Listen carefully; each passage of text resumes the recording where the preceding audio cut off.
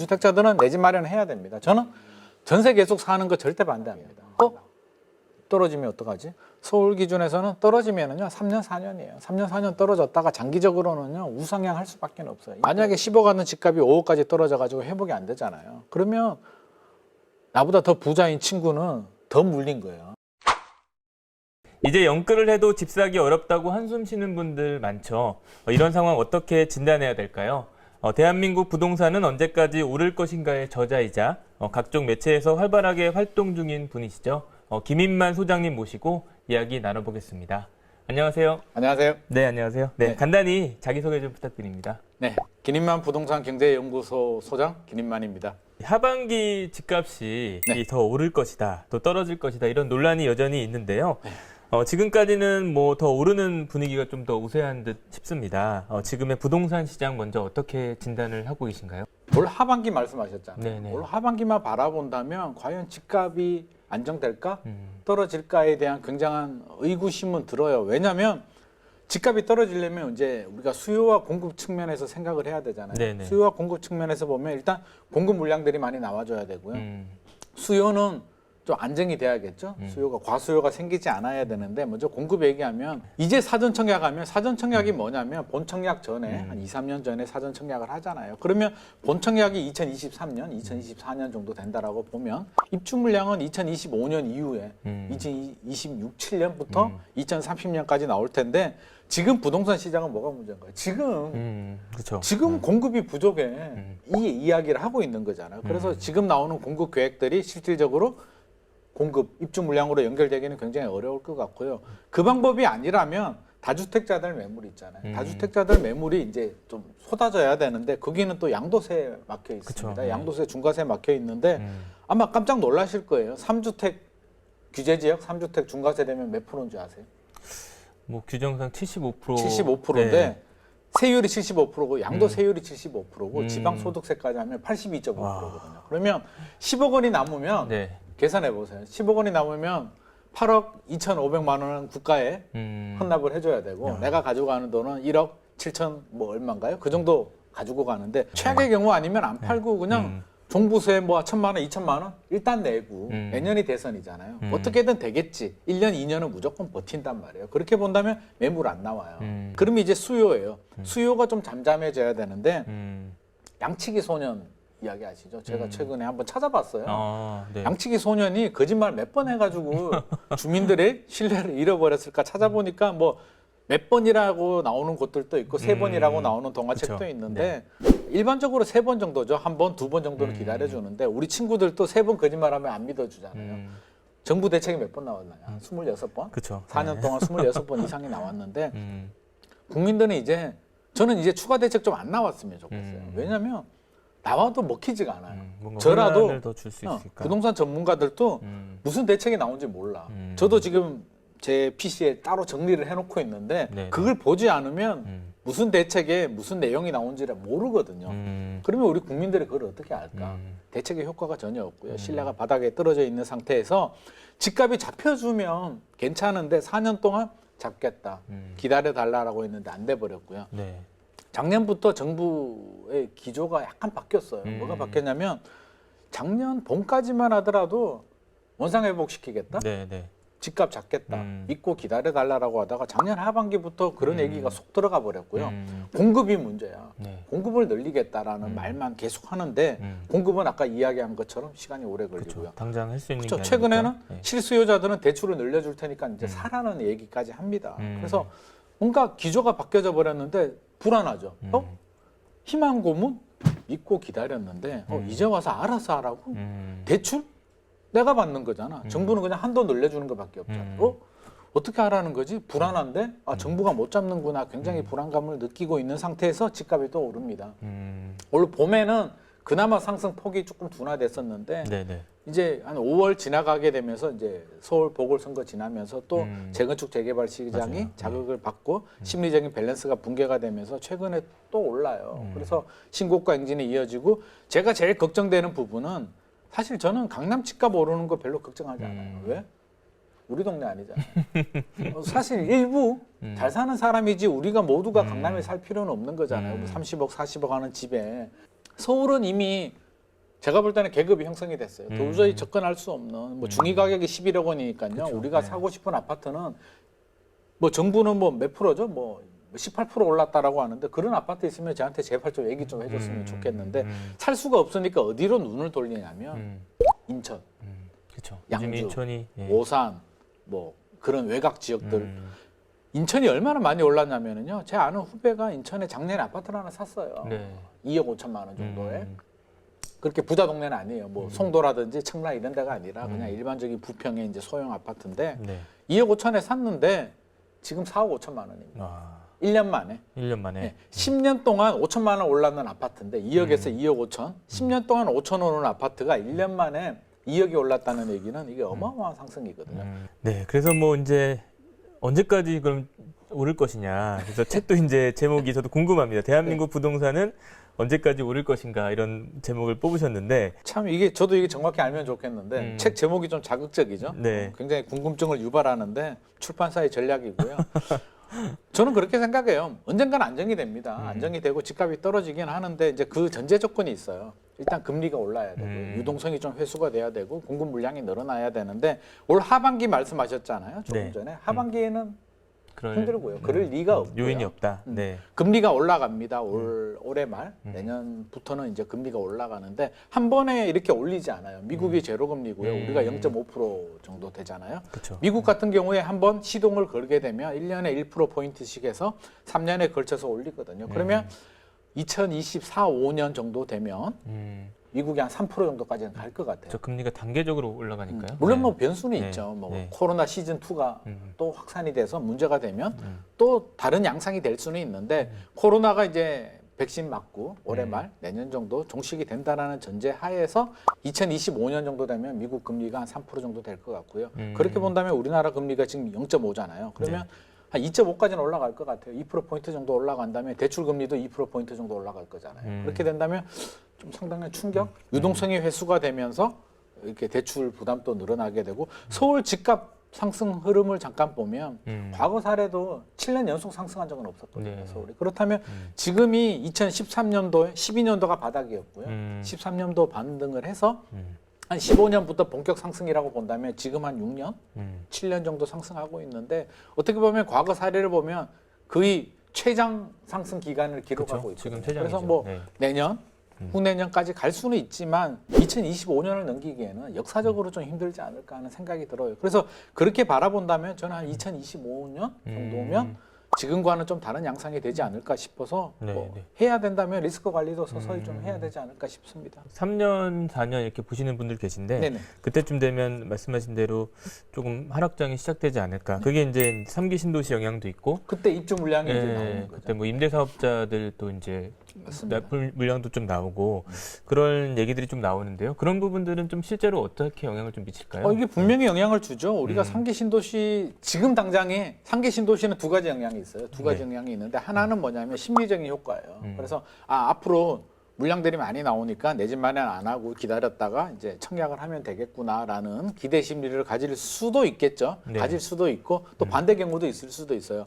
사전 청약이라든지 했는지 안 되면 더 불안할 수도 있는데 어떻게 됐든지 간에 긍정의 효과라고 한다면 내 집 마련할 수 있겠구나라는 희망을 가질 수가 있고요. 두 번째 효과는 실질적인 효과죠. 입주 물량이 늘어나는 효과는 빠르면 2025년이고요. 늦어도 한 2026, 7년 정도 되면 구역마다 달라요. 아마 인천 계양하고 부천 대장이 먼저 시작할 것 같고요. 하남, 고양 이런 쪽에 물량들이 나오게 되면 시장이 좀 안정에 도움이 되지 않을까 싶은데 어쨌든 부동산 시장이 이제 계속 뭐 오를 수만은 없을 텐데 아까 말씀하신 것처럼 좀 이렇게 우리가 이제 이거를 좀 뭐 쉽게 파악은 좀 어렵지만 하락장의 뭐 좀 신호, 예령 이런 것들을 좀 생각한다면 어떤 부분들을 좀 생각하면 좋을까요? 아직까지는 하락장의 신호가 나타나지는 않고 있는데요. 하락장의 신호라고 하면 전제 조건이 있죠. 이게 뭐 절대적인 조건이라고 할 수는 없는데요. 우리 과거 노무현 정부 시절에 보면 네. 분위기가 지금하고 조금 비슷한 부분이 있어요.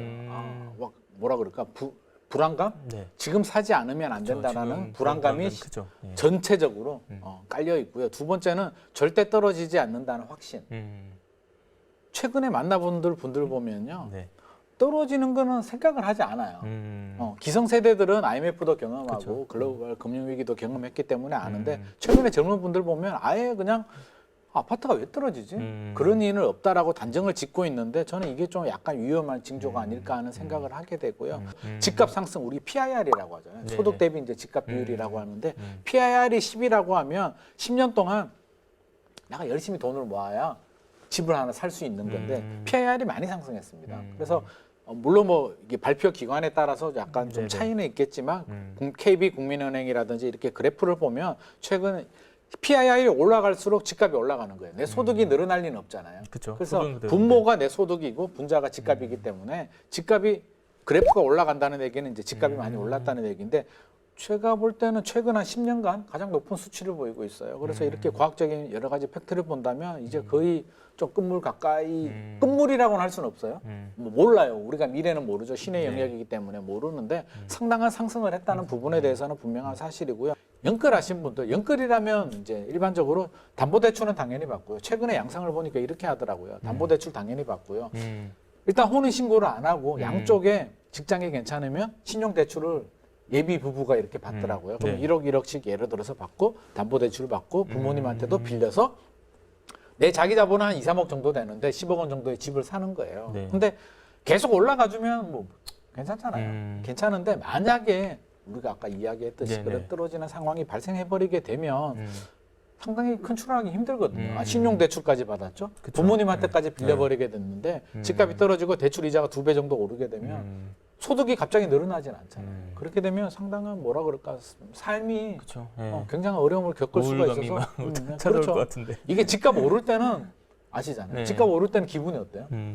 뭐 제가 극단적인 표현을 쓰면 막 구름 위를 걷는 듯한 기분, 붕 떠가지고 그렇잖아요. 막 내가 막 빌 게이츠가 된 것 같고 뭐 머스크가 된 것 같은 기분이 막 드는데 집값이 떨어지게 되면 그냥 기분 나쁜 정도가 아니라 내 삶의 뿌리 자체가 흔들리거든요. 네네. 그래서 저는 연끌 세대들을 보면 조금 마음이 무거워요. 그래서 제발 이렇게 떨어지는 현상을 좀 막아야겠다는 생각은 드는데 제가 막을 수 있는 힘은 없기 때문에 좀 리스크 관리는 좀 필요할 것 같습니다. 금리 얘기를 좀 해보면 네. 지금 이제 뭐 최저금리 시대인데 언젠가는 끝날 거잖아요. 금리와 집값에 대한 상관관계 이거에 대한 얘기들을 좀 많이 하시는데 좀 네. 어떻게 영향을 좀 미칠 수 있을까요? 네. 이론적으로는 반비례 관계예요. 음. 반비례 관계고요. 만약에 금리가 1% 내리면 집값은 2% 오른다는 게 이제 이론이에요. 이론. 네. 이론이어서 그 정도의 1% 내리면 2% 오르는 게 좀 더 오르는 거죠. 음. 그게 이론인데 이론처럼 딱딱 맞아 떨어지지는 않는데 네네. 어떻게 됐든지 간에 영향은 주는 거는 분명한 사실이에요. 그러면 금리 같은 경우는 금리 인상이 이제 두 가지 관점에서 봐야 돼요. 금리 인상의 기간, 폭. 얼마나 기간 동안 얼마나 오르느냐가 이제 관건인데 네. 0.25 정도 오르는 거는 괜찮아요. 음. 0.25% 정도 이게 보통 이제 0.25 단위로 이렇게 올리거든요. 네. 이게 그런데 0.25 지금 우리가 0.5잖아요. 0.25 올리고 아마 올 하반기나 올해 말 정도에 한 0.25 정도 올릴 것 같고요. 제 생각에는 내년에도 한 0.25 정도 올리면 뭐 1.25 정도 되잖아요. 뭐 이 정도면 큰 충격은 아닐 것 같아요. 충분히 예상이 되는데 문제는 우리 권투할 때도 이 잽이 무섭잖아요. 어퍼컷 한 방 맞으면 충격은 있겠지만 빨리 일어서는데 잽이 계속 누적이 되면 이게 굉장한 데미지가 있거든요. 네네. 금리 인상도 0.25가 계속 누적이 된다면 3년에 걸쳐서 누적이 되면 3년 후에는 제가 간단하게 설명드렸듯이 한 2.5, 3까지 올라갈 수도 있거든요. 네. 그렇게 올라가면 지금 대출 이자의 2배 정도. 우리가 노무현 정부 시절 잠깐 이야기를 해볼까요? 저도 이제 그때 대출을 받아서 네. 투자도 하고 최근에는 이제 저도 이제 정부 정책에 호응하기 위해서 이제 투자도 좀 자제하고 그렇게 하고 있는데 그때는 이제 제가 좀 많이 하던 시절이었는데 그때 네. 대출 이자가 한 5% 이상 된 것 같아요. 5% 정도 됐나요? 4, 5% 정도 됐는데 아직도 기억이 나는 게 2억 몇 천만 원 정도, 한 2억 5천만 원 정도 빌리면 대출 이자만 네. 원금이 아니고요. 이자만 한 네. 130, 140 정도 냈던 것 같아요. 제 기억으로. 그 정도 냈거든요. 네. 이자만. 요즘은 이자만 내는 만기 거치식 상황 잘 안 하잖아요. 그렇죠. 없죠. 요즘에는. 원리금 상환이잖아요. 네, 네. 그렇게 되면 원금까지 붙어버리게 되면 한 2억 5천만 원 빌리면 만약에 혹시라도 금리가 그렇게 올라버리게 되면 한 200? 2억 5천 정도 빌리면 200인데 집값이 노무현 정부 시절하고 지금은 얼마나 올랐을까요? 한 3배 정도? 최소 3배는 올랐잖아요. 그러면 그때 2억 정도는 큰 돈이었는데 요즘 2억은 사실 약간 좀 그렇죠. 네. 서울 중위가격 아파트가 11억인데 2억 받으면 집값이 20%밖에 안 받은 거잖아요. 그러면 지금 40%잖아요. LTV 40%면 4억 정도 받아야 4억도 많이 받은 것도 아닌데 네. 대출 이자 올라버리게 되면 한 300, 400 정도 이자 낼 수 있거든요. 네, 어쨌든 이런 상황에서 좀 뭐 최근에 이제 대출도 조금 늘려준다고 하는데 네. 이 무주택자들에게 좀 현실적인 조언을 좀 해주신다면. 현실적인 조언이라고 하면 이제 구분을 좀 해야 돼요. 무주택자, 1주택자, 다주택자 좀 나눠서 우리가 봐야 되는데 이제 네. 무주택자부터 한번 보자고요. 무주택자들은 집이 없잖아요. 무주택자들은 내 집 마련해야 됩니다. 저는 전세 계속 사는 거 절대 반대합니다. 제가 아까 잠깐 이야기했듯이 화폐 가치, 인플레이션에 따른 화폐 가치 하락을 제가 항상 강조를 하는데 평균 인플레이션은 3% 정도 보자고요. 최근에 이제 그거보다 낮지만 20년 평균을 보면 3% 정도 되는데 10억 원을 우리가 돈이 좀 있다고 치자고요. 5만 원짜리로 10억 원을 바꿔서 집에다 금고 하나씩 있으시잖아요. 금고에 10억 원을 넣어둬요. 내가 갑자기 돈이 생겼어. 금고에 10억 원을 넣어두면 10년이 지나면 얼마가 될까요? 돈 가치가. 떨어지겠죠. 액면가는 10억인데 실질적으로 7억 4천만 원 정도로 돈 가치가 떨어지거든요. 그러면 10억 원 전세에 살면 10년 후에 전세 만기가 되면 실질적인 돈 가치는 7억 4천만 원이고요. 그 10억 원을 레버리지로 해서 내가 주택을 구입하신 분들은 잘 살고 내 집에 마음 편하게 또 마음은 편하잖아요. 전세 살면 불안하잖아요. 마음이 편하죠. 예. 이게 2+2 했는데 2년이 금방 가잖아요. 이게 전세가 참 웃기는 게 저도 옛날에 전세 살아봤지만 네. 계약하고 돌았으면 불안하거든요. 2년 금방 지나고 다음 계약은 또 어떻게 해야 되지? 맞아요. 걱정부터 예. 된단 말이에요. 제일 나쁜 집주인과 좋은 집주인이 누군 줄 아세요? 나쁜 집주인과 좋은 집주인. 어떤 분이냐면 일단 할아버지가 이제 인디애인이었는데 신혼부부였는데 자기 옛날 생각이 나잖아요. 네네. 내가 고생했던 시절이 생각이 나니까 안 올린 거예요. 안 안 올리고 아. 편하게 살다가 네. 너희들 자리 잡고 그렇게 하라고 10년 동안 안 올리신 거예요. 안 올리다가 이 할아버지가 이제 집을 파셨죠. 팔고 주인이 바뀌었는데 바뀐 주인도 같은 마음일까요? 바뀐 주인은 아니잖아. 시세가 예를 들어서 그렇죠. 예. 2억, 10년 동안 2억 원이었는데 시세는 6억이야. 그럼 집주인은 어떻게 할까요? 아니, 시세대로는 올리자 되잖아요. 더 많이는 안 올리더라도 그쵸. 올려달라고 하니까 이분이 무슨 소리야? 2억에서 6억을 어떻게 올려줘? 내가 그쵸. 더러워서 안 해. 나가. 라고 했는데 주변에 알아보니까 주변 전세 가격은 6억, 매매 가격은 기존에 4억 하던 집값이 10억이 넘어버린 거예요. 그래서 후회를 한 거죠.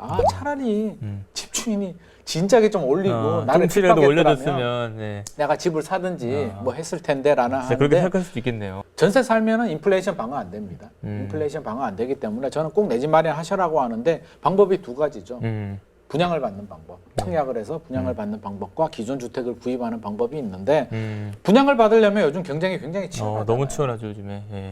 4인 가족 기준에 이제 청약 가점 만점이 69점이거든요. 네. 원래 84점 만점에 자녀가 2명 있는 사람들은 할 수 있는 최대가 69점이에요. 69점 이상은 입양하지 않으면 늘릴 수가 없어요. 네네. 그렇다고 입양할 수는 없잖아요. 부모님 69점. 뭐 하지 않는 이상은. 그렇죠? 예. 69점이 만점인데 69점 가지고도 요즘 어렵거든요. 맞아요. 서울에. 예. 굉장히 뭐 간당간당한 점수기 때문에 현실적으로는 굉장히 어렵다라고 보여진다면 청약은 물 건너가고 최근에는 특별 공급 물량을 보면 신혼부부나 뭐 생애 최초 최초? 이런 분들한테 네. 굉장히 많이 또 배려를 해줘요. 그러다 네. 보니까 그런 자격 요건, 특별 공급 요건도 안 되는 분들은 안 된다고 보셔야 돼요. 그렇게 본다면 이제 기존 주택을 구입해야 되는데 집값이 너무 많이 오르니까 불안하죠.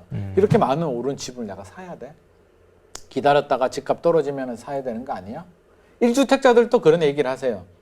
제가 상담 많이 하는 중에 하나가 집 하나 가지고 있는데 아무리 봐도 2, 3년 후에 떨어질 것 같대. 그러니까 내가 집을 팔고 현금을 가지고 있다가 집값이 떨어지게 되면 내가 똑같은 집을 지금 10억 하던 집이 7억까지 떨어지게 되면 3년 후에 내가 그 집을 사겠다. 이론적으로는 그렇듯해 보이는데 이게 제가 이게 한 15년을 관찰해 본 결과 다 실패했거든요. 왜 실패했냐면 자 확률을 5대5로 보자고요. 내가 집을 팔고 나서 실제로는 5대5도 아니죠. 오를 확률이 더 높죠. 7대3으로 높은데 팔고 났는데 집값이 오르면 어떻게 될까요? 나 무슨 짓을 했지? 이게 닥쳤던 게 지붕 쳐다보는 게 그럴 수 막 있네요. 머리를 네. 쥐어 뜯으면서 나 미친 거 아니야? 막 잠이 안 오고요. 진짜 극심한 불안감에 시달리는데 실제로 제가 그런 분 두 분이나 봤어요. 자기 집을 팔고 나니까 집값이 오르는 거예요. 똑같은 집을 1억 더 주고 사신 분을 제가 두 분을 다시. 봤거든요. 똑같은 집을 안 팔았으면 그냥 가만히 있는 건데 괜히 1억 날린 거예요. 물론 그때 그거라도 안 샀으면 지금 10억 올랐으니까 네.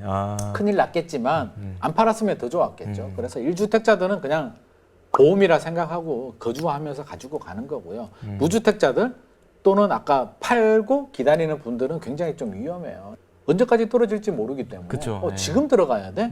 10억 원이 9억 원 되면은요. 지금 들어가야 되나? 더 기다려야 되나? 8억 원 가. 7억까지 갈 것 같은데 7억이 갔다 내 목표에 도달했죠? 못 들어갑니다. 절대 못 들어갑니다. 떨어지는 칼날을 잡으면 손에 피가 나잖아요. 바닥에 떨어질 때까지 기다려야 되는데 기다리다 6억까지 갔네? 5억 갈 것 같거든요. 근데 반등을 쳤어요. 다시 7억이 가면 또 못 삽니다. 네. 5억대 샀어야 되는데. 5억대 네. 샀어야 되는데 6개월 전에 5억이었는데 지금 6억, 7억에 어떻게 사? 8억? 9억? 10억? 11억? 12억? 이런 경우들이 대부분이에요. 그래서 특별한 내가 전략이거나 내가 특별한 사람이 아니라면 저는 절대 반대하고요. 실수요자들은 한 10년 동안 이렇게 보면은요. 실수요자들은 그냥 필요할 때 내 자금에 맞춰서 사시는 분이 정답이에요. 떨어지면 어떡하지? 떨어지면은요. 서울 같은 경우에 서울 기준에서 말씀드리면 서울 기준에서는 떨어지면은요. 3년 4년이에요. 3년 4년 떨어졌다가 장기적으로는요. 우상향 할 수밖에 없어요. 인플레이션. 서울 같은 경우는 뭐 입주 물량도 굉장히 공급 물량도 굉장히 부족하고요. 적으니까. 네. 영원히 안 오르면 어떡하냐 뭐 이런 말씀 하시거든요. 아니 10억 하던 집값이 5억까지 떨어졌다가 회복이 안 돼. 나는 망친 것 같아. 나 안 사는 게 나았을 것 같아라고 혹시라도 뭐 10% 20% 확률이 있잖아요. 네네. 걱정하실 필요가 없는 게 만약에 10억 하는 집값이 5억까지 떨어져가지고 회복이 안 되잖아요. 그러면 나보다 더 부자인 친구는 더 물린 거예요. 그래서 어차피 대한민국 국민이 다 물렸고요. 그러면 그쵸. 예금 자산, 은행에 예금 자산 가지고 있으면 안전할까요? 뭐 인플레이션에 따른 화폐 가치도 떨어지게 되고요. 만약 집값이 절반 정도 반토막이 나는 폭락장이 형성이 되면 주식이 선시장이잖아요. 선반영되기 때문에 주식은 이미 종합주가 2천 붕괴가 되고요. 1000대를 향해서 달리고 있는 상황이거든요. 주식도 망했고 코인은 뭐 더 망했을 거고요. 부동산까지 안전성이 높은 부동산까지 그 지경이 된다면 처참한 결과가 나올 거고요. 그럼 대한민국 정부가 가만히 있느냐. 팁을 하나 말드리면 정부가 풀 수 있는 가장 강력한 규제 완화 대책이 뭐냐면 박근혜 정부 때 한번 나왔고요. 그 김대중 정부 때 한번 나왔는데 양도세 특례라고 있어요. 5년간 양도세 면제를 해주는 특례가 있거든요. 이게 한시적으로 줘요. 이거는 워낙 강한 혜택이기 때문에 계속 줄 수는 없고요. 2013년도로 기억하는데 박근혜 정부 때 1주택자 집을 사면 5년간 양도세 면제 혜택을 주고요. 도장을 쾅 찍어줘요. 계약서에. 너 특례 대상 딱 찍어주면 5년간 발생한 양도세는 하나도 안 내도 되고요. 5년 이후부터 그러니까 2013년이면 2018년부터 발생한 양도 차익에 대해서만 세금을 내는데 주택수에서도 빠져요. 중과세도 적용 안 돼요. 그러니까 어마어마한 혜택을 준 거죠. 혜택이네요. 예. 근데 그때 사라고 했는데 무서워서 못 샀단 말이에요. 공포심에. 그래서 혹시라도 집값이 폭락하게 돼서 정부가 다시 양도세 특례 혜택을 주게 되면 저는 사라고 해요. 그런 게 나오면 그걸 샀는데도 집값이 안 오르면 어차피 다 망한 거예요. 나도 망하고 내 친구는 더 망하고 그렇잖아요. 뭐 나보다 잘 사는 사람들도 다 망했기 때문에 그런 거 걱정하지 마시고요. 그런 기회가 온다면 잡아야 되겠지만 지금은 그런 상황은 아니기 때문에. 그 실수요자들 같은 경우는 전세값이 너무 아까 말씀하신 대로 올라가지고 집을 사긴 사야 되는데 뭐 대출을 받아도 사기 힘든 상황이라서 차라리 그냥 이제 갭 투자로 해서 집을 좀 사놓고 나중에 들어가야지 하는 분들도 많을 것 같아요. 그것도 좋은 방법인데요. 하더라도 저는 너무 무리해서 신용대출 받는 거는 절대 반대하고요. 절대 반대요. 왜냐하면 혹시라도 대출 금리가 오르게 되고요. 내가 우리 그 코인이나 주식용으로 뭐 요즘 존버라는 표현을 쓰잖아요. 좀 버텨야 되는 상황이 생기면 최악의 경우는 신용대출을 받아서 좀 버텨야 되거든요. 3년이 고비라고 했잖아요. 서울 같은 경우는 3년이 지나면 어떤 식으로든 바닥을 찍고 반등을 해요. 그래서 버틸려면 신용대출 정도의 마지막 카드는 가지고 있어야 되는데 그 카드를 지금 써버리게 되면 혹시라도 예상치 못하는 상황이 발생했을 때 리스크 관리가 안 되기 때문에 안 받는 게 좋고요. 받은 분들은 아직 시간이 남아 있잖아요. 제가 아까 2025년 정도에 말씀을 드렸는데 그 시간까지 받은 신용대출은 좀 상환하는 노력을 좀 하시는 게 저는 좋은 전략이지 않을까 싶습니다. 네네. 이번에 이제 3기 신도시 사전 청약에 대한 기대감이 계속 높아지고 있는데요. 3기 신도시가 집값 안정에 좀 얼마나 영향을 줄 것인가 이런 부분 먼저 여쭤볼게요.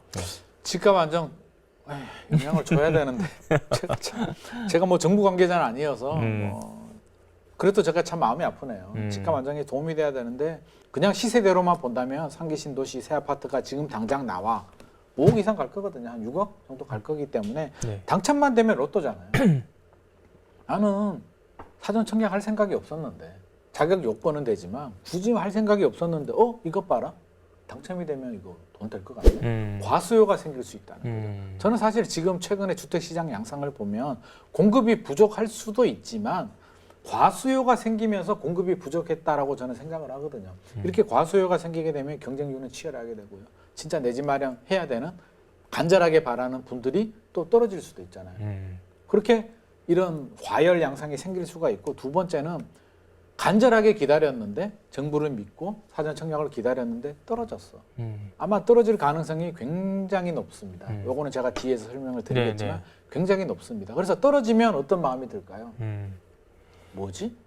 앞으로 어떡하지? 어떡하지? 나 이거 믿고 기다렸는데 마지막 카드가 없어졌네. 사야 되나? 다시 또 사야 되나로 다시 돌아오게 돼요. 그래서 사전 청약이 무산됐을 때 느끼는 박탈감과 네. 불안감에 또다시 연끌을 자극하지 않을까 싶어서 이 두 가지가 저는 제일 걱정되는 부분이고요. 네. 정부도 이 부분에 대해서는 좀 준비를 하고 어떻게 하면 이걸 달랠 수 있을까에 대한 나름대로의 전략이 좀 필요할 것 같습니다. 이게 좀 우리가 과학적으로 제가 왜 이런 말씀을 드리냐면 네. 따져봐야 돼요. 공급 물량이 얼마나 나올까? 사전 청약이 얼마나 나올까 따져봐야 되는데요. 우리가 상기 신도시뿐만 아니라 이제 상기 신도시만 나오는 것이 아니라 다른 물량까지 해서 한 30만 호 정도, 네. 상기 신도시 물량은 한 18만 호에서 20만 호 정도 되는데 사전 청약 물량은요 올 하반기에 3만 2천 호 정도, 내년에 3만 호 정도 나와요. 그래서 6만 호 정도 나오는데 많지 않아? 일단 많아 보이는데 이거를 구역이 한 개, 두 개가 아니라 대상지가 20곳이 넘습니다. 인천의 인구가 얼마일까요? 290만 정도 되나요? 대략 그 정도 될 것 같아요. 290만 정도의 무주택자들이 절반 정도라고 본다면, 그렇죠? 뭐 세대로 본다면 그래도 한 80만, 100만 세대의 무주택 세대들이 있을 텐데 1,050이면 야, 이거는 뭐 누구 코에 붙일까? 안 된다고 봐야 되죠. 뭐 확률로 따지면요, 우리 학교 다닐 때 저는 참고로 전교 1등을 한 번도 못 해봤습니다. 공부를 그 정도 잘하지는 못했어요. 못하지는 않았지만 전교 1등을 못했는데 1050세대에 들어가려면 전교 1등 해야 되거든요. 전교 1등보다도 더 높은 확률인데 네. 전교 1등은 내가 그래도 노력이라도 하면 가능성은 있잖아요. 0.1%의 가능성. 이거는 가능성의 문제가 아니에요. 그냥 운에 맡겨야 되기 때문에 굉장히 희박한 확률이라고 봐야 되고요. 내용을 한번 살펴보자고요. 제가 자료를 하나 가져왔는데 공공 분양 물량을 100이라고 본다면요. 특별 공급 물량이 85%고요. 일반 분양 물량은 15%예요. 15%. 네. 그럼 특별 공급 물량 대상이 뭐냐면은 신혼부부 있죠. 신혼부부가 30%. 신혼부부 물량이 100 중에 30% 가져가요. 신혼부부들만. 네. 그러면 방송을 보시는 분들 중에 신혼부부가 아니야. 일단 30%는 뺍니다. 생애 최초 25% 뺍니다. 야, 생애 최초. 그러면 나는 집을 한 번이라도 샀어. 우리 와이프나 내가. 또 날아갑니다. 55% 일단 없어졌어요. 몇 개 안 되는 물량 중에 55% 없어지고요. 다자녀가 10%입니다. 지금 안방에 가보니까 우리 애가 2명 자고 있어.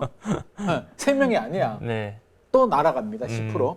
그리고 뭐 노부모 부양, 유공자 뭐 다 빼. 남은 거 15%거든요. 1050세대 중에 인천의 계양지구에 15% 물량에 정부가 그렇게 2년 동안 강조했던 상기 신도시가 드디어 나오는데 이게 안 돼 버리게 되면 나 어디 이제 뭘 믿고 기다려야 되지? 이런 박탈감이 저는 상당할 거라고 생각해요. 네. 또 이제 당첨이 되신 분들, 네. 뭐 이제 진짜 대박이라고도 할 수 있는데 그분들도 걱정이 될 게 있을 것 같아요. 왜냐하면 말씀하셨듯이 이제 3기 신도시가 사전 청약이기 때문에 언제 들어갈지 아직 확정되지 않은 상황인데 이분들은 또 전세를 어딘가 그 기간 동안 살아야 되잖아요. 그래서 전세값은 계속 오르고 있어. 맞아요. 그래서 되게 걱정이 되실 것 같은데 그런 되죠. 부담도 있을 것 같은데 어떤가요? 사전 청약 제도가 이게 처음 나온 게 아니에요. MB 정부 때 있었어요. 있었는데 결과적으로는 실패했습니다. 실패했는데 물론 성공한 사례는 있어요. 이게 4곡이나 3곡이나 네네. 이렇게 관심 입지가 지역, 좋은 네. 지역. 그런 지역들은 끝까지 버티는데요. 기간이 길어지다 보니까 기다리다가 다 포기합니다. 이게 도대체 언제 되는 거야? 한 3년 정도야 뭐 공사 기간 생각해보면 그쵸. 되는데 이게 3년이 아니라 최소 5년. 최소 5년 기다려야 되고요. 이게 삐그덩해서 길어지게 되면 7년, 8년인데요. 사전 청약을 했다는 이유만으로 7년, 8년을 전세 살면서 전세금 올려주면서 마음고생. 지금 우리 애가 중학생인데 7년, 8년 지나면 이미 그러네요. 대학생 돼버리고 다 네, 크거든요. 네, 성인이 되겠는데. 네. 그래서 좋기는 하지만 이게 사전 청약이 됐다는 이유만으로 다른 데 또 하면 안 되잖아요. 이게 자격 박탈이 되니까. 그렇게 된다면 이게 상당히 고통스럽고요. 이게 빨리빨리 진행이 안 되면 포기하는 분들이 굉장히 늘어나요. 아, 내가 이거 기다리느니 내가 안 하고 만다. 주택 시장이 계속 과열이면 또 괜찮아요. 아우, 내가 3억 중반대 사전 청약을 받았는데 지금 주변 시세 보니까 6억, 7억, 8억이야. 와, 나 이거 절대 놓치면 안 되겠다라는 생각이 드는데 반대 양상이 돼버려요. 지금은 주변 시세가 5억, 6억이었는데 이런 일은 없어야 되겠지만 만약에 집값이 떨어지게 돼서 4억? 주변 시세가 3억 5천까지 내려왔어요. 예를 들어서 나 뭔지 됐지? 내가 3억 5천에 사전 청약을 받았는데 분양을 받았는데 주변 시세가 3억 5천이야. 지금 대출 받아서 3억 5천 집을 사도 되는데 내가 언제 입주할지도 모르는 집을 내가 기다려야 돼? 그러면서 제가 아까도 약간 말씀을 드리려다가 좀 안 드는 부분이 있는데 네. 미분양이 나요 또. 위례신도시도 미분양이었고 동탄도 미분양. 아니 지금 미분양 물량들도 막 나오는데 그거 상기 신도시 물량 그냥 잡으면 되는데 굳이 사전 청약을 내가 이렇게 해야 되나? 더 좋은 아파트, 더 좋은 로얄동에 로얄층의 물건을 살 수도 있는데 그러면 포기하게 되거든요. 그래서 빨리 되지 않으면 이게 기간이 단축이 돼서 길어질수록, 빨리빨리 네. 되지 않으면 의외로 이게 또 포기하는 물량들 시장 분위기에 따라서 포기하는 물량들이 나올 수도 있어서 정부는 빠른 기간 내에 빨리 공급이 될 수 있도록 여러 가지 장치들을 좀 마련해야 될 것 같습니다. 맞습니다. 어쨌든 마지막으로 이제 3기 신도시 그래도 이제 관심을 갖고 많이 하실 텐데 좀 뭐 어쨌든 전략이 되게 중요하잖아요. 네. 좀 간단하게 좀 3기 신도시 전략을 좀 정리해 주신다면 어떨까요? 전략이라고 하면 일단은 뭐 아까 제가 간단하게 설명드렸듯이 신혼부부라든지 생애 최초 대상이 되는 분들은 무조건 도전입니다. 무조건 도전이고요. 뭐 한번 이게 실패하시는 많은 분들 중에 그런 분들이 계세요.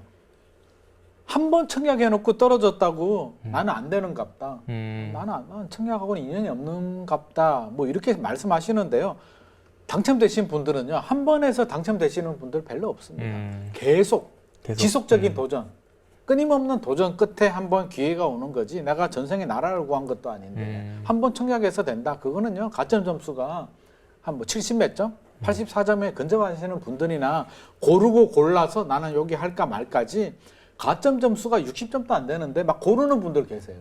그런 분들은 안 돼요. 그래서 그냥 계속 청약을 하는 거고요. 생애 최초 신혼부부들은 일단 해라. 다만 그런 대상이 안 되는 일반 분양 대상자들은 가능성이 굉장히 낮기 때문에 너무 이것만 목매지 마시고요. 집안에 있는 거 팔고 무주택을 유지하면서 나 청약해야지 하시는 분들이 있는데 집을 팔면 무주택 기간이 짧잖아요. 네, 안 네. 돼요. 이런 어차피 안 분들은 되는구나. 네. 실질적으로 안 되기 때문에 하나 있는 집 팔고 무주택이 돼서 주택 마련하려고 청약하려고 하지 마시고요. 1주택자들은 또 그런 전략이 있습니다. 내 집을 유지하다가 청약은 안 되잖아요. 추천 물량은 있어요. 그래서 추천 물량은 계속 도전해 보시고요. 뭐 안 될 가능성이 굉장히 높겠지만 계속 도전해 보시고 혹시라도 주택 시장이 침체가 되면 미분양이 나오거나 피가 낮은 물건들이 나오고요. 전매 제한이 풀어져요. 그렇게 되면 의외로 굉장히 저렴하게 주택을 구입할 수 있는 기회가 생겨요. 무주택자들은 아무리 봐도 나는 지금 높아버린 너무 많이 오른 집을 사기에는 부담스럽고 신도시를 꼭 해야겠다라고 한다면 우리가 거주자 우선 지역 물량이 있어요. 그쵸. 거주자 우선 네. 물량이라고 있는데 이게 제가 한 예를 들면 하남시를 뭐 좀 예를 들어 볼게요. 그러면 하남 교산 신도시가 나온다면 3대 2대 5예요. 이게 무슨 말이냐면 하남시 거주자들한테 뭐 성남시도 그렇고요. 뭐 고양시도 그렇고요. 뭐 30% 물량을 우선 배정을 해줍니다. 그러면 만약에 100이라고 본다면 100 중에 30은 해당 지역 거주자한테 우선으로 줘요. 그러면 확률이 굉장히 높아지겠죠. 하남시 인구 얼마 정도 될까요? 뭐 성남시 뭐 100만 안 되잖아요. 100만 정도 되나요? 100만 정도의 무주택자들 뭐 이렇게 따져보면 세대로 걸러버리게 되면 그쵸, 네. 얼마 안 되는데 30 물량을 우선 배정해 주게 되면 굉장히 높고요. 그래도 떨어졌어. 그러면 경기도, 서울하고 인천을 뺀 경기도에 20% 물량이 또 있습니다. 그러면 30% 물량에 해당 지역 물량에 떨어지신 분들은 20% 물량에 또 도전할 수 있어요. 또 유리하겠죠. 거기서 또 떨어졌어. 그러면 나머지 50% 물량은요. 서울, 경기, 인천 물량이에요. 또 도전해요. 세 번의 기회가 있거든요. 확률이 그러네요. 엄청나게 네. 높겠죠. 일단 30% 물량에 음. 생애 최초나 신혼부부나 그게 아니더라도 무주택자의 어느 정도 조건만 되면 저는 해당 지역 거주자라면 저는 당첨 확률이 네, 50% 가장 이상은 된다라고 봐요. 높겠네요. 그래서 네. 굉장히 유리해요. 그래서 하는 게 좋은데 이제 있겠죠. 내가 거주하는 지역에 이런 물량들이 나와. 그러면 다른 지역 쳐다보지 마시고요. 내가 거주하는 지역으로 가세요. 나는 인천에 거주하고 있는데 하남이 마음에 들어. 엉뚱한 데 쳐다보지 마시고요. 그림의 떡보다는 내 입에 있는 떡이 가장 더 유리하고 좋아요. 확률 그래서 높은 곳에 인천에 네. 계시는 분들은 인천 계양하시고요. 고향에 계시는 분들은 창릉 신도시 뭐 있잖아요. 하남은 교산, 남양주는 왕숙, 과천은 과천 있잖아요. 그래서 하시고 대상이 아니야. 나는 이도저도 아니야. 그리고 난 서울에 살고 있는데 서울은 왜 신도시 물량이 없는 거야. 우리 자녀는 어떻게 라고 한다면 내가 이사 갈 수는 없어도 우리 자녀라고 한다면 우리의 직장이 저 강동구나 하남 쪽이야 라고 한다면 하남에 오피스텔이나 빌라를 사서 애 세대 분리시켜서 이사를 시켜버리세요. 그러면 2년 정도 시간이 있는데 사전 청약 물량은 얼마 안 나오잖아요. 그렇게 된다면 본 청약 물량이 기다리고 있기 때문에 주소를 아예 그냥 이 기회에 그냥 애 말도 안 듣는 애 보내버리세요. 그냥. 보내버리고 뭐 학생들은 안 되고요. 네, 직장 네. 다니는 자녀들이 네. 있다면 보내시켜서 세대 분리하고 그 자녀들을 거주자 우선 대상으로 만들어서 채우고. 청약을 시킨다면 확률이 훨씬 더 높아지는 효과가 있기 때문에 그렇게 좀 전략적으로 그것도 할 필요는 전략이겠네요, 있을 것 진짜. 같습니다. 네. 이번에 좀 실제적인 얘기를 좀 해볼게요. 네. 부동산 지금 상승장 한복판이라고 할 수 있는데 그렇기 때문에 내 집 마련에 대한 고민이 더 깊을 것 같습니다. 네. 지금 집을 산 마음이 있다면 먼저 어떤 데를 사야 될지 좀 생각이 들 텐데 좀 어떻게 좀 조언을 좀 해주시나요? 아, 이게 제가 왜 웃었냐면 네. 사실 정답이 없는 얘기이기 때문에 제가 웃었는데요. 이런 질문은요, 하락장. 집값이 침체됐을 때, 정부에서 규제를 막 풀어줄 때, 네. 집값이 뚝뚝 떨어졌을 때, 그럴 때는 이게 굉장히 유효한 질문이에요. 골라 잡을 수 있거든요. 지금 많이 올랐을 때는 어떻게 해야 되냐면, 선택과 집중을 좀 해야 돼요. 이게 실제로 그런 분들을 제가 많이 만나보는데요. 뭐라 그럴까, 현실 감각이 없다라고 하기는 그렇고, 다 이해는 해요. 나는 소중하니까. 나는 다 중요해. 학군도 중요하고요. 뭐 편의시설도 그쵸. 중요하고요. 역세권도 있어야 역세권, 되고. 교통도 중요하고요. 브랜드도 중요하고요. 새 아파트에 살고 싶고요. 다 이해하죠. 다 좋은데 그걸 다 만족하려면 뭐가 있어야 될까요? 돈 있어야죠. 그렇죠. 돈이 한 40억 정도? 그게 안 된다면 나의 작은 범위 내에서 대출도 좀 받아야겠죠. 실수요자라면 아니면 전세 끼고 투자하다든지 신용대출 빼고요. 신용대출 빼고 내가 가용할 수 있는 작은 범위 내에서 해야 되는데 다 할 수는 없잖아요. 돈이 없으니까. 우리가 돈이 없잖아요. 그 정도. 내 작은 범위 내라면 우선순위를 정해야 됩니다. 네, 그러니까 지금 나에게 가장 필요한 게 뭔지 먼저 파악하는 게 그렇죠. 되게 중요하겠네요. 쓸데없이 욕심내면은요, 네. 스트레스만 받습니다. 네. 뭐 이제 서울을 그래도 가야 된다면 네. 서울은 뭐 지금 안 오는 곳이 없기 때문에 쉽지 않은데 그래도 뭐 좀 요망 갈 만한 지역이 있을까요? 제 생각에는 서울은 이제 뭐라 그럴까? 극단적인 표현을 쓰면 이제 하나의 캐슬? 하나의 성이 된 것 같아요. 그래서 그냥 좋은 성이고요. 이 성 안에서 어느 구역이 더 좋냐의 문제이기 때문에 자금에 따라서 가야 되는데 그나마 서울 중에서도 이제 절대 가격을 본다면 우리가 알고 있는 뭐 강남 3구, 4구, 마용성은 사실은 우리 중산층이 이제 접근하기 그렇죠. 굉장히 접근이 어려운 쉽지 않죠. 지역이 네. 됐고요. 그나마 눈을 좀 돌리자면 뭐 그래도 약간 저평가된 지역들 있잖아요. 뭐 관악구, 그렇죠, 은평구, 그 강북구, 도봉구, 노원도 최근에 많이 오르긴 했지만 그래도 너무 많이 할만하고 올랐죠. 성북구 이런 지역들은 예전처럼 그렇게 저평가, 저가와 저평가는 다르거든요. 저가는 가격이 낮은 거고요. 저평가는 충분한 가치가 있음에도 있는데, 불구하고 네. 평가를 못 받는 건데 저는 이런 지역들은 아직도 약간 저평가라고 봐요. 그래서 충분한 가능성이 있고 서울에 하는 캐슬이 있기 때문에 충분히 도전해볼 만하고요. 뭐 이게 서울 얘기만 해서는 죄송하지만 경기도도 뭐 충분해요. 그래서 서울 인근 지역들도 충분한 가치가 있기 때문에 너무 뭐 못 오르는 곳에 너무 무리하는 연끌, 신용대출까지 받을 필요는 없고요. 가능하다면 이런 지역들 눈길을 돌려도 나는 오직 강남 아니면 안 돼. 이렇게는 하지 마시고요. 내가 갈 수 있는 범위 내에서 들어가시면 저는 충분하다라고 생각합니다. 3, 4억 여유자금 있다면 네네. 뭐 3, 4억이 사실은 좀 애매한 금액이긴 한 것 같은데 네. 뭐 굳이 이제 어느 지역을 좀 간다면 어디가 이게 어떤 데를 좀 어떻게 갈까요? 보면 네. 이제 삼각형 구조고 피라미드 구조거든요. 네. 이게 금액이 많을수록 숫자가 적어지고 이제 밑으로 갈수록 많아지는데 최근에는 3, 4억이 이제 굉장히 많은 분포군에 들어가요. 이제 아파트 하나 팔거나 여유 자금이 있거나 집을 구입 안 하신 분들은 3, 4억이에요. 아예 없는 분들은 이제 엄두도 못 내시는 그쵸, 네. 우리 또 분들도 계시고 3, 4억이면 없지도 않고요. 그렇다고 마음에 드는 곳 가려면 또 네. 부족한 분들이 애매해요. 예. 진짜 애매한 가격이 3, 4억인데 뭐 아까 마용성 이런 지역들은 현실적으로 불가능하고요. 현실적으로 불가능하기 때문에 뭐 빌라 뭐 이런 거는 가능한데 저 개인적으로는 빌라 들어가시는 분들은요. 저는 신축 빌라는 좀 그렇게 좋아하지 않는 입장이고요.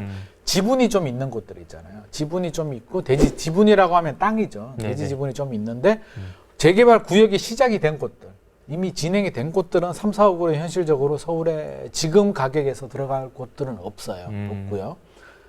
안타깝게도 한 5년 전만 하더라도 1억, 2억으로 재개발 구역들 많이 있었는데 지금은 이제 없어졌기 때문에 그런 구역들을 들어가는 게 의미가 없는데 만약에 주택시장 분위기가 반전이 돼서 집값이 떨어지게 되면 3, 4억으로 서울의 재개발 이런 구역들 충분히 들어가야 되고요. 지금 분위기에서는 3, 4억으로는 재개발 구역은 어렵기 때문에 구역이 해제가 되거나 뭐 그런 구역 해제가 됐는데 최근에 공공재개발, 네네. 오세훈표 민간 재개발 뭐 한다라고 하잖아요. 그래서 구역이 해제가 됐거나 주민들 움직임이 있는 곳들 찾아보면 또 가능성이 있는 구역들이 있거든요. 그래서 그런 구역들 좀 쳐다보는 것도 저는 괜찮을 것 같고요. 굳이 아파트, 기존 아파트를 고집한다면 실거주하는 집을 찾기는 굉장히 어려울 것 같고요. 네. 전세 끼고 전세가율이 높은 아까 우리가 이야기했던 지역들 있잖아요. 관악구, 금천구, 구로구, 은평구, 노원구 이런 쪽에 3, 4억 가지고 전세 끼고 찾아본다면 또 가능성이 있을 것 같고요. 그것도 아니라면 우리가 서울에 못 살면 죽는 거 아니잖아요. 그래서 경기도 외곽에도 최근에 인천도 많이 오르긴 했는데 저는 기회가 온다라고 봐요. 우리가 기회가 없는 게 어디 있겠습니까? 10년 전에도 뭐 부동산 시장 끝났다 뭐 했는데 다 기회가 왔고요. 네네. 영원히 오를 것 같은데 떨어졌고요. 떨어졌는데 또 올랐고요. 항상 기회는 오기 때문에 너무 뭐 극단적으로 생각하지는 마셨으면 좋을 것 같습니다. 네, 좋습니다. 조금 더 실제적인 좀 질문을 드려볼 텐데, 요즘에 이런 고민하신 분들 많을 것 같아요. 입지가 좋은 구축이냐, 입지가 약한 신축이냐, 네. 뭐 이런 고민하시는 분들에게 좀 조언해 주신다면? 이제 판단을 해야 돼요. 좀 돈이 조금 부족한다든지 선택을 해야 돼. 그쵸? 입지는 네. 좋은데 구축. 입지는 좀 안 좋은데 새 아파트라고 한다면 저는 투자 성향이 좀 강하다라고 한다면 저는 입지를 선택할 거예요. 네, 네. 땅의 가치는 영속성의 가치거든요. 땅은 이게 절대적인 가치고 내재 가치가 있기 때문에 땅이 좋아야 되고 이왕이면 이 땅에서 대지 지분이 더 크면 더 좋겠고요. 아파트라도 좀 대지 지분이 좀 있는 아파트 아니면 용적률이 낮은 아파트라면 저는 저 같으면 그렇게 하겠어요. 이게 조금 뭐 안 받을 수도 있겠지만 저 같으면은 네. 대지 지분이나 용적률만 뒷받침이 된다면 내재 가치가 있는 구축을 전세 끼고 사고요. 신축은 그냥 전세로 들어갈 것 같아요. 그 다음에 또 이제 많이 고민하시는 분들이 서울에 이제 좀 입지가 안 좋거나 나홀로 아파트, 네, 그다음에 경기권의 신축, 네, 서울을 벗어날 것이냐 이런 데 고민이 많이 하시더라고요. 어떻게 보시나요? 진짜 고민되네요. 네. 이게 나홀로 아파트라면 저 같으면 이제 조건을 좀 걸 것 같아요. 나홀로 아파트인데 아까 제가 이야기했듯이 입지가 아주 좋거나 강남에 나홀로 아파트거나 용적률이 낮고 나중에 개발 가능성. 용적률이 낮고 제가 대지 지분 이야기하는 얘기는 나중에 개발 가능성을 얘기하는 거예요. 네네. 재건축이나 재개발 가능성이 미래가 혹시라도 네. 지금 추진은 안 되더라도 혹시라도 가능성이 있다라고 한다면 저는 그래도 뭐 나홀로 아파트 괜찮다라고 보는데 그게 아니고요. 그게 아니고 그냥 일반적으로 나홀로 아파트는요 수요가 세대 수가 굉장히 작고 한 동짜리 그쵸. 이런 거기 네. 때문에 가격 변동폭은 좀 거래가 잘 안 돼요. 안 되다 보니까 가격 시세가 잘 반영이 안 되는데 오를 때는 늦게 오르고요. 좀 그런 경향이 오르긴 올라요. 오르긴 오르는데 주변 대단지보다는 늦게 오르고 덜 오르는 경향은 그쵸. 있어요. 네. 그래서 무조건 저는 서울이라고 이렇게 고집할 필요는 없을 것 같고요.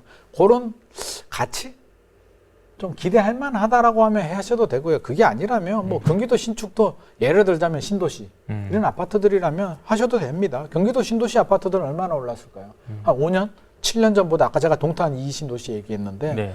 그렇게 3억 7천에 10% 3,700만 원 내고 뭐 피 한 2천만 원 내고 5천만 원 주고 산 아파트가 지금 얼마인가요? 12억, 15억씩 하잖아요. 네. 그렇게 그렇죠. 본다면 오히려 서울 아파트보다 상승률로만 본다면 강남 못지 않거든요. 그래서 저는 굳이 그렇게 내재 가치라든지 미래 가치가 없다면 경기도 신축도 저는 좋다라고 생각합니다. 마지막으로 이제 좋은 이제 구축 아파트를 고르는 뭐 소장님만의 좀 팁이 있다면 말씀해 저는 주시죠. 구축 아파트라고 한다면 일단 네. 오래됐잖아요. 네. 오래됐다면 물론 가격이 저렴하면 좋아요. 저렴하면 좋은데 요즘 같은 분위기에는요 저렴한 거 없습니다. 가끔씩 물어봐요. 급매물 잡고 싶다고. 그러면 제가 또 반대로 물어봅니다. 선생님 같으면 선생님이 집주인이면 급매물로 팔겠습니까? 급매물은 잘 안 나오고요. 특히 요즘 같은 분위기에서는 진짜 급매물. 내가 꼭 팔아야 될 이유. 그런 매물들이 가끔 나오는데 나오더라도 나한테 기회가 안 와요. 그렇게 어쩌다 나오는 급매물이 왜 나한테 연락이 옵니까? 부동산에서 찍어서 팔든지 그쵸. 자기 단골 손님들한테 팔 거잖아요. 그래서 그런 매물들은 없다라고 보셔야 되고요. 그러면 일반적으로 구축 아파트를 살 때에는 이제 가격의 편차가 없다라고 한다면 기본적으로 아까 제가 우선순위 얘기했잖아요. 네. 내가 원하는 우선순위에 부합하는 아파트냐. 내가 신축에 가면 좋지. 좋은데 내가 돈이 부족하잖아요. 돈이 부족하다면 신축에 못 가니까 구축에 가야 되고 내가 원하는 우선순위에 부합을 해야 되고 여기에 플러스 알파가 된다면 이제 구축이라고 한다면 뭐예요? 아파트가 오래되니까 오래되면 또 기대감이 정비사업, 그쵸. 네. 재건축, 재개발 정비사업이 있는데 사업성이 좋아지려면 결국에는 내재 가치를 봐야 되거든요. 개포에 저렇게 오래된 다 찌그러져가는 녹물 나오는 아파트가 왜 저래 비싼 거야? 그 내재 가치 때문에 땅을 많이 가지고 있거든요. 용적률이 낮고 대지 지분이 많기 때문에 콘크리트 가치는 40년 지나면 제로예요. 없어지고요. 보이는 건 오래된 아파트지만 그 아파트는 그 강남에 좋은 땅을 가지고 있었던 그쵸. 거죠. 네. 그래서 타워 팰리스 같은 경우는 건물은 좋은데 대지 지분이 낮잖아요. 개포 같은 경우는 반대였죠. 그래서 오래된 아파트 중에서 혹시라도 대지 지분이 크고 용적률이 낮은 아파트들은 굉장한 투자 가치가 있을 수도 있고요. 장기적으로. 또 하나는 모든 땅에는 용도 지역이 있습니다. 가끔씩 그런 아파트들이 있더라고요. 경기도나 서울에 보면 아파트처럼 보이는데 또 상가 옛날 아파트들 중에 아파트들은 보통 이제 주거 지역에 짓거든요. 이종 주거 지역에 짓는데 의외로 상업 지역인 곳이 있어요. 상업 의외로. 지역에. 상업 지역은요. 주거 지역은 용적률이 뭐 250% 예를 들죠. 그 정도 나오는데 상업 지역은 900% 막 이렇게 지을 수가 있거든요. 왜 그렇게 됐는지는 모르겠는데 옛날에는 주거 지역이었다가 용도가 바뀌었는지는 그쵸, 그럴 수도 모르겠지만 있겠네요. 네. 가끔씩 찾아보면 의외로 용도 지역이 굉장히 좋은 아파트가 있어요. 그러면 용적률이 일반적으로 250%면 뭐 별로 지을 게 없네? 라고 하겠지만 상업 지역이면 문제가 달라지거든요. 그래서 용도 지역이 좋은 곳들도 한번 눈여겨볼 만하다. 그런 것도 진짜. 예. 그렇죠. 그래서 그것도 하나의 팁이 될 수가 있고요. 기본적으로는 주거 지역 같은 경우는 저는 용적률이 한 200% 이하 정도라면 좀 해볼 만하지 않나 하는 생각을 하게 됩니다.